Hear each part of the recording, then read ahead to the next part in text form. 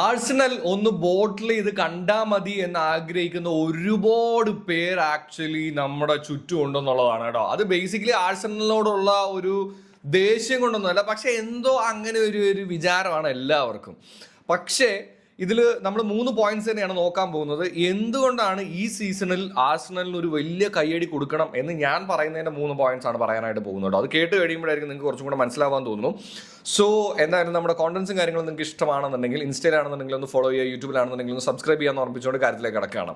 ഒന്നാമത്തെ കാര്യം എന്ന് പറയുന്നത്, പ്രീമിയർ ലീഗിലെ കഴിഞ്ഞ മത്സരത്തിൽ യുണൈറ്റഡുമായിട്ട് അവർ തോറ്റെങ്കിൽ പോലും അതിലൊരു വലിയ പ്രശ്നം ആഴ്സണൽ സംബന്ധിച്ചിടത്തോളം ഉണ്ടാവുമെന്ന് എനിക്ക് തോന്നുന്നില്ല. കാര്യം എന്താണെന്ന് വെച്ച് കഴിഞ്ഞാൽ ടേബിളിലാണെന്നുണ്ടെങ്കിലും ആ ഒരു സംഭവം കൊണ്ട് അവർക്ക് പ്രത്യേകിച്ച് വലിയ പ്രശ്നങ്ങളൊന്നും ഉണ്ടാവുന്നില്ല. പക്ഷേ ഒരു പോയിന്റ് ഡ്രോപ്പ് എന്നും പ്രീമിയർ ലീഗിൽ ഒരു വലിയ പ്രശ്നം തന്നെ ആയിരിക്കാം.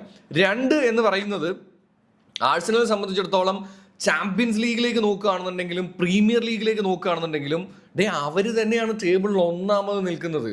ആൻഡ് ചാമ്പ്യൻസ് ലീഗിന്റെ ഈ ഫോർമാറ്റ് വന്നു കഴിഞ്ഞ് കഴിഞ്ഞിട്ടുള്ളതിൽ നമ്മൾ നോക്കുമ്പോൾ 8 ജയിക്കുന്ന ആദ്യ ടീമാണ്. ഹിസ്റ്റോറിക്കൽ മൊമെന്റ് തന്നെയാണ് ചാമ്പ്യൻസ് ലീഗിലെ വെച്ച് നോക്കുമ്പോൾ.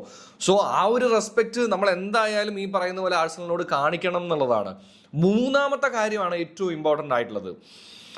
സ്ക്വാഡിലാണെന്നുണ്ടെങ്കിലും ഇനി ബെഞ്ചിലാണെന്നുണ്ടെങ്കിലും അവർക്ക് പ്ലേയേഴ്സിന് ഒരു പഞ്ഞോ ഇല്ല.